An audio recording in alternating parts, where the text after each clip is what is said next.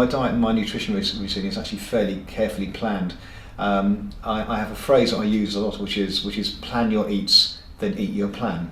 So the first thing in the morning every day, I kind of plan what I'm going to eat for that whole day, and put them mentally within sort of 1 hour chunks. So I like to eat every 3 hours. So I'm thinking, okay, this particular hour I'm going to have that meal. Then 3 hours later I'll have that particular meal. Then 3 hours later I have the next one. The normal meals, they're usually a breakfast, a lunch and a dinner. And between them a mid-morning snack and a mid-afternoon snack and a late evening snack, to make a total of 6 per day. But I like to plan what I've got for each of those, and not just the timing, but also what foods are involved and what constituents are in each item of the food. So in other words, I think very carefully about the amount of protein in each food. That's the food I'm going to have in each meal, and think carefully about which carbs to include, or which ones to leave out, and so on. And again, also on fats, make sure that the right fats are included at the appropriate stage during the day.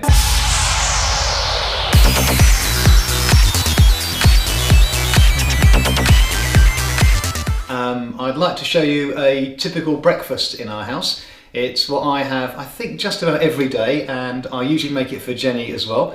I call it a power breakfast, and it's got a range of ingredients that make sure I cover the protein base, plus some carbs and some fats.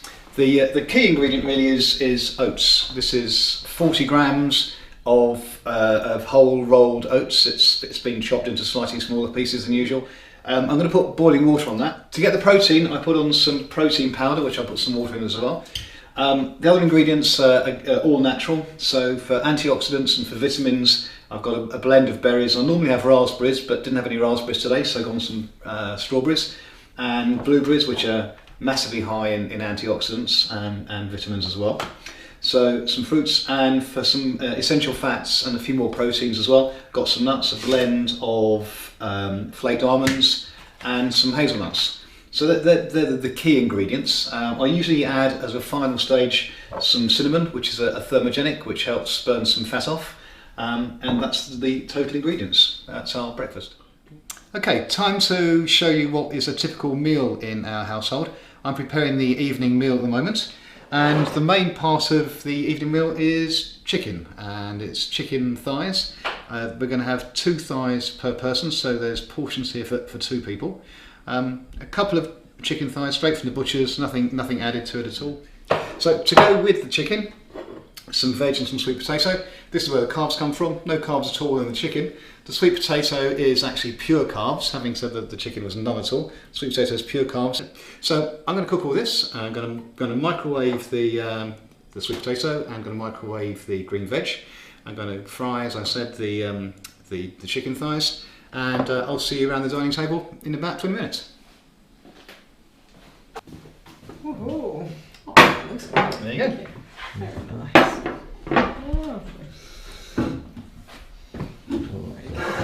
Bon appetit. Bon appetit.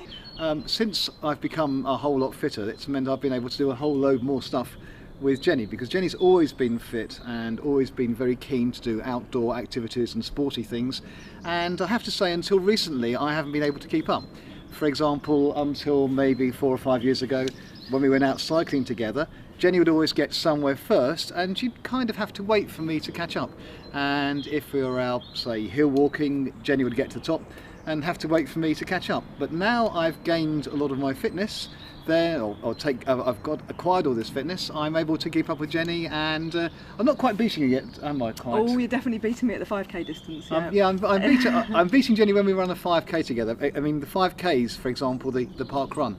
When we do the 5ks 5 or 6 years ago, I couldn't have run 5k, let alone do it in a time that would match Jenny's time. Well, the thing is, Chris is always just so full of enthusiasm and so on. It never really struck me as a difficulty, but I suppose as the years carried on, it started to become a little bit of a concern, and a few friends kind of said, oh, it'd be good if Chris lost a pound or two, wouldn't it? And obviously that's quite a difficult conversation. And I guess since then, one of the things that we've done is we've taken our fitness activities to a whole number of new heights. In some cases literally. So we started off just doing smaller things together, like the odd local cycle ride, the odd walk, maybe hill walk, and then we started doing the 5Ks together. But since then, we've started doing some fairly massive things together on the fitness side. So last year we did a a Mammoth Himalayas trek, which I say was taking our fitness activities to new heights, where Jenny and I managed to do a 10-day trek up to the Annapurna range in Nepal. And I was able to keep up with you, wasn't I? More than, you're in great shape. So, and that was something that I wouldn't have considered doing 5 years ago. My fitness just wasn't there. And even more recently than that, we did a big 115-kilometre cycle ride in South Africa, and that was only a month or so ago. And again, that was in one day. I couldn't have cycled that far in a day 5 or 6 years ago. So for me, the acquisition of fitness it has enabled me to do so many more things with Jenny than I couldn't have done before. It's yet another one of the benefits that I've discovered since I've discovered fitness. As Chris has said, it involves kind of holidays and what we do during the week. We love going to the gym together, and we just have a whole load of lovely things, don't we? So we do. So again, lots of things coming up on the agenda, all fitness related, and they're all things I couldn't have done until I've discovered fitness, which is fantastic. So here we are at Blackheath, and I'm about to do my first ever marathon. It's a London Marathon, something I certainly couldn't have done 5 years ago before I acquired my new level of fitness. Still looking forward to the 26 miles, a bit daunting, but I might have to walk some of it, but we'll see as we go round. I'm wearing a special top in commemoration of Boston, so the word Boston's on here because I bought this top in a shop in Boston, but I've got my Fitness Over 50 logo on underneath as well. So I'll speak to you after 26 odd miles, and wish me luck. Back home after the marathon, which I completed in just over 5.5 hours. It was a little bit slower than I was hoping. I was hoping for about 5.25, but not at all bad for my first ever marathon, especially since I hadn't done much training for it. So very, very pleased to have done that. So from tomorrow onwards, back to normal routine for me. So normal routine is probably gym twice a day, making sure that I'm doing all the work I need to do for my personal training clients and for my magazine articles. Good morning and welcome to Black Park here in South Bucks. I'm here for the ParkRun, and with me is David, who's the event director. Good morning, David. Good morning. And David, tell me a little bit about ParkRun. First of all, nationally, what is ParkRun? How's it organised? Well, ParkRun is a series of organised 5k time trials that are held internationally now. Started about 8 years ago in Bushy Park with an injured runner who just wanted to do something for his club, so he just organised a time trial, and they had 13 runners, and it built and built and built, and eventually more and more parkruns came into existence, and so we're now up to about 230, I think, internationally. 230, and they all take place at the same time. Saturday mornings, 9 o'clock in the UK, 9:30 in Scotland, Ireland, and for other countries, consult their websites, because some of them start very early in the morning where it's hot. Okay. And we now have approaching 500,000 registered runners across the world, mostly in the UK. Does ParkRun appeal to all ages? Obviously we're thinking here particularly about fitness for the over 50s. Yes, definitely. I mean, it's such an easy thing to do, because there's no sort of requirements other than having a barcode. You turn up whenever you want. A 5k is a distance that anybody can do with a little bit of training, and we obviously get plenty of people who come along here and start walking around and eventually proceed to running it, and some of them are now running extremely respectable times.